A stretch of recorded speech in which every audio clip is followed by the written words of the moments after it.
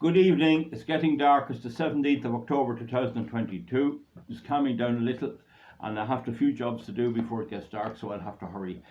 One of the reasons I'm making this video is that I posted a video on a predicted scarcity of ordinary petrol and diesel cars coming, and it got over 1,000 views in almost a little over 24 hours. And that's phenomenal, and because of that I just want to deal with it again while to strike there and while it's hot.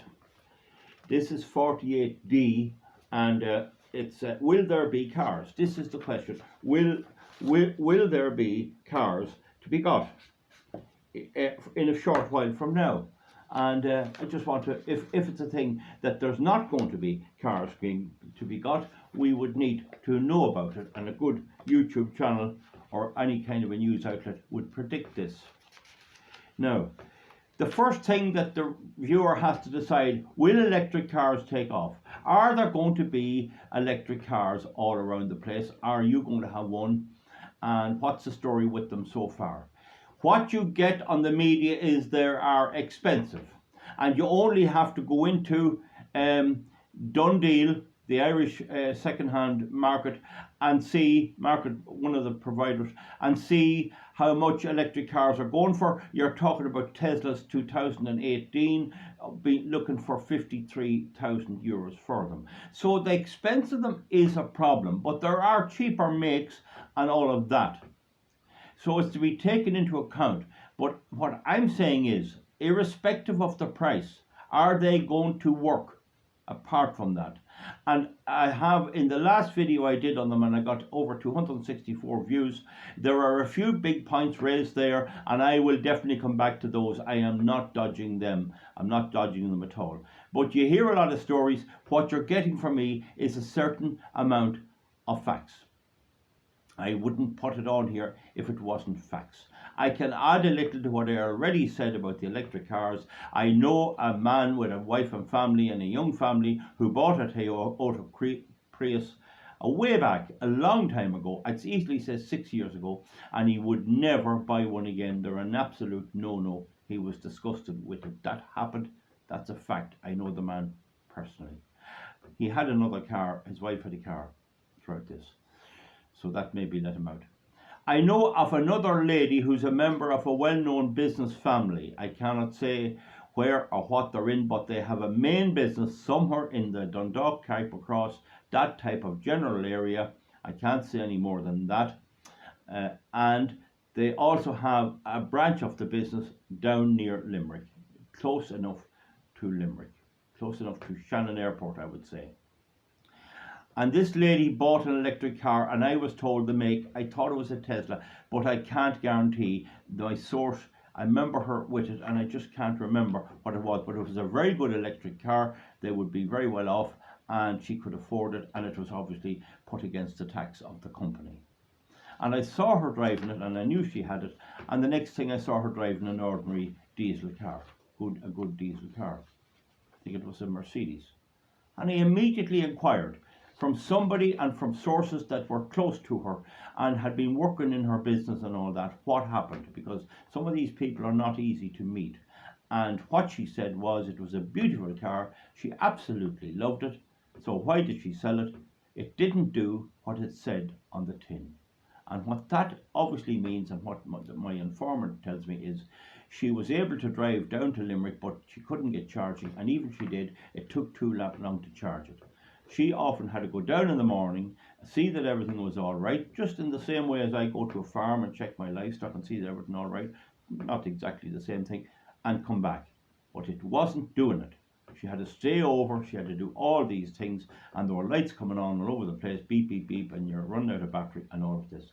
So with that situation, she sold the electric car. Now, I just pause there to make sure which side the battery, the camera is on. So that's the situation with those two instances that I didn't put in the front one. Although a chap comes on there, and I will deal with him again, saying no, there's no problem with tyres wearing out, batteries are lasting a long time, and there's no doubt 3 and 4 year old electric cars are being asked a big price. But don't forget, if that lady went to sell her car and asked for 70,000, that doesn't mean she got 70,000. It's one thing to ask for it, it's another thing to get it.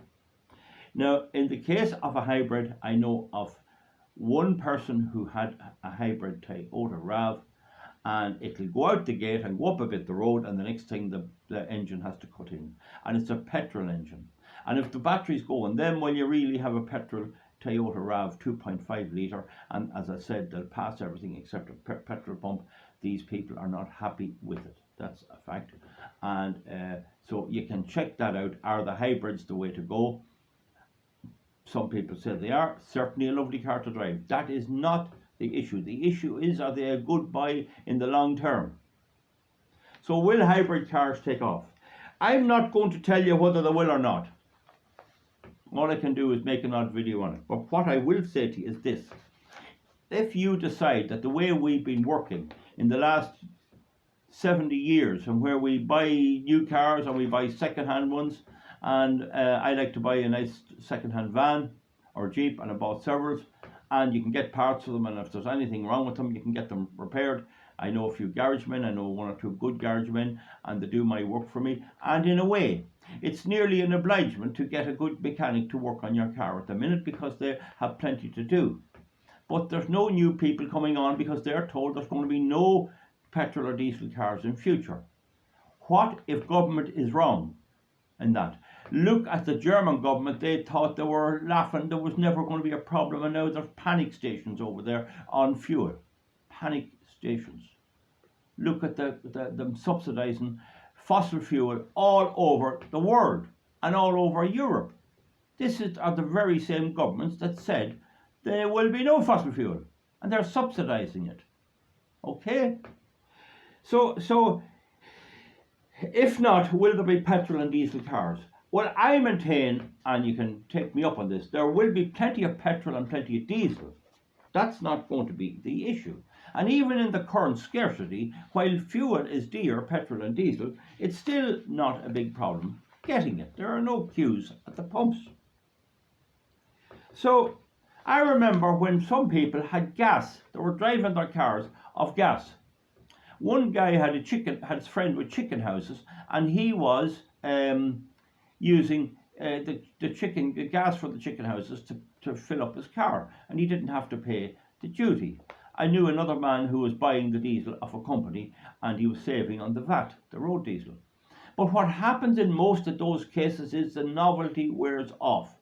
It's like doing things yourself. If you can get the thing done by paying for it, or get someone to do it and let you do something else, you're just as well off. It would not pay me to go buying a baler and baling my own square bales of hay if I can get someone and pay them €120 to do it for me and be done with it and be gone for the year. So if you're effective in your work, you will not suit you to be doing your own stuff. There's hobbies for doing that.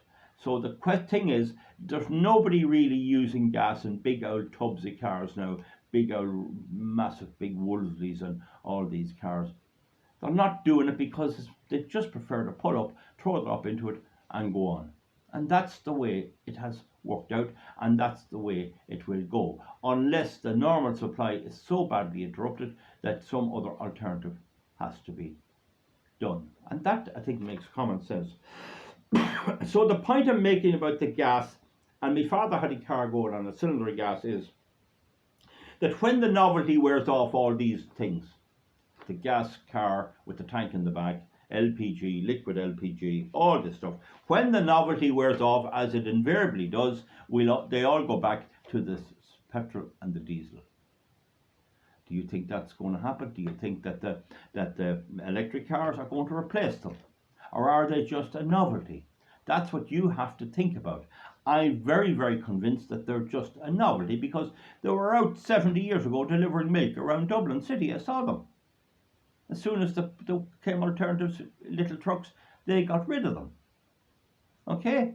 There were electric forklifts. Do you see any of them around now? The fact of the matter is, there's nothing to beat the ordinary internal combustion engine, and in the modern diesel engine, although they're not popular in America, they're unbelievably efficient. and cost efficient. Now there's a lot of moving parts, a lot more than there is in an electric car. The hybrid has the same. It has pistons and shafts and gearboxes and all. And with the electric car, you have less gears, gear trains, and all that sort of stuff. But do you think that's still going to work? There's still parts to be repaired, and most warranties are void if you get them done in an ordinary garage. You have to go to a special garage, and big expense. And the reason is they're afraid somebody touched the battery or let a screwdriver or hits a nut or hammer something, and the screwdriver goes into the battery, and you have a disaster. So there's big issues with that. Also the fact that you can't put a tow bar on them, nobody disputed that or anything else. So do you think they're going to be there? I'll do another video on them, or are they just a novelty? And if they're not a novelty, why is this whole energy thing such an absolute crisis throughout the world? So mechanics won't, ordinary mechanics won't touch the electric cars. And the other point is, why would any young man or woman go to be a mechanic at the moment when you're being told by your government there'll be no cars to work on? You might as well just study electric cars. What if there are no electric cars? So if I'm right, you'll have no mechanics because there'll be no one able to work at them. Now, one of the big changes I see in the last 20 years, if I went into an engineering supplier and talked about welding rods, they'd know the difference in the various welding rods. If I went into a nuts and bolts place or Fast Fix or some of them, they'd know the difference in a union nut, American thread, metric fine, BSF, Whitworth. They'd know all that sort of stuff. You could just talk to them, I want a Whitworth or 1/4 or I want a box of them. You go in now and they don't know. They look at them. Some of them will. It depends on who you get. And I complained in one particular establishment about the lack of competence, and he told me, well, we got a television set up here. We have a television and you can get programs on it, and you can come in here and look at television if you want to. Imagine going in looking for nuts and bolts and being told that the big benefit is there's a big widescreen television. Now you go into a lot of these farm supply outfits and all that, and they have mostly young people and mostly girls. And these girls apparently get no training whatsoever, because when you mention any of these things, or different types of grinding wheels or anything, they don't know what you're talking about. If it's not on the computer, when they go into it, it doesn't exist. So you can't, it has to be put on the computer. Whereas years ago, they could suggest different remedies to you. Now there's a bit of that about still in hardware, but it's getting less and less. And don't forget, the Irish government cannot get mechanics to do testing of cars. There are ladies, women working in these test centres, and they probably have a set list to go by. That's all right. I have no problem with women doing these jobs. But I have a problem if they're not competent. And we see in a lot of these big suppliers and farm supplies and all that, we see that there's a lack of competence. So what's going to happen when you go in, or the present older mechanics retire, what's going to happen when you go in for a water pump, or you need the radiator tested, and the people there don't have a clue what is under the bonnet whatsoever. And of course the electric car, because it's mostly electric, doesn't have a lot of that problem. They can stick in a diagnostic and it'll tell them everything that's wrong with it. But it's one thing to know what's wrong with it, it's another thing to put a new hub on, and that's required on electric cars. Lots of things, even changing brake pads and all of that. So this is something you have to decide, will this be the future? Do you think that's going to be the future? And you also have to take into account, where is the electricity going to come from to charge them up? Irrespective of the morality of it, or child labour or anything, where is the electricity going to come from when we're promised blackouts? At least if you have a drop of petrol in the tank, or a drop of diesel, and you can have a can of diesel, not petrol, it's not safe, you can have a can of diesel, or if you can get it off it, you can go somewhere. In California, they won't let you charge your electric car. So this is the problem. Do you think that's going to be the case? Because even today, you nearly want to know somebody to get a mechanical job done. There's no apprenticeships, that's all gone. Oh, you couldn't have that, or nobody studying the iron and steel or aluminium, or how to weld, or how to melt metal or anything like that. So there's no future for young mechanics. They're being told there'll be no cars. Do you think that's going to happen? Are there going to be no cars? That's the question. No petrol or diesel cars. Young mechanics are potential choosing a career are being told don't go near a diesel engine or learn anything about it, or don't do diesel mechanics, or don't do any of this, because there's going to be none of those cars on the road. Do you really think that's going to happen? Anyway, as well as that, the problem is, even if there's going to be a shortage of parts. That's well flagged. That's well flagged because of the Ukraine crisis, and it'll take years to get out of that. So, if there's no new cars, there'll be no second-hand cars. And there was the manager of a big Toyota dealership in Ireland was on the radio one day. I heard him, and he says, we can't get the traditional cars anymore. And I went into a main dealer of Toyota and asked, and they told me no, there's no ordinary cars, very few of them coming in. And if they comes in a little diesel Toyota 14 or 13 or some that date, or a diesel Bora or diesel whatever, Volkswagen, don't ask me the different makes, they're snapped up, they're going very fast. Have a look at that, see is that the case, and then decide is that the case, and even look at the cost of a second-hand electric car. But what happens if you have the electric car, if it's 10 years old and all of a sudden you're told the battery is gone? I've quoted 2 or 3 examples of where that happened. And a chap posted underneath, he says he has one and there's no problem. We're going to have a wiser look at that. We're going to do more inquiries about it. But the one thing I can tell you about everything I say, this is absolutely true, because I'm doing research every day. I make sure I get the correct information and that I'm not spoofing or bluffing, because if I am, I do untold damage. That's that. Will there be ordinary petrol and diesel cars in a few years' time? There'll be a few. There'll be a few about. And will the good ones be about? I mean, the older Ford Focus, the 209 diesel, it had 2 timing belts. It had a dry and a wet, one in the aisle and one running in the air. And either of them could go. They weren't a good car. The car that I had was an oldish Vauxhall Astra. It was the H model, and it was a load of junk, when the earlier one was a good car. And I had a video online where I showed the metal in the drive of the car was soft. It was never hardened, and it stopped on the road, and the engine would run round in the drive and the car wouldn't go because it was slipping inside. So this is the thing we have to think about, and I hope that I get a good few views for this, and that we can develop this more and try and predict what's going to happen. I don't like to be find myself in a situation where something creeps up. If there is a problem, we need to know about it now. And I've given the solution is it would be wise to stock up on cars, and cars could be very, very valuable, particularly the better makes, in the next few years. Folks, give me a thumbs up or a thumbs down, and we'll see you back for something else. Bye.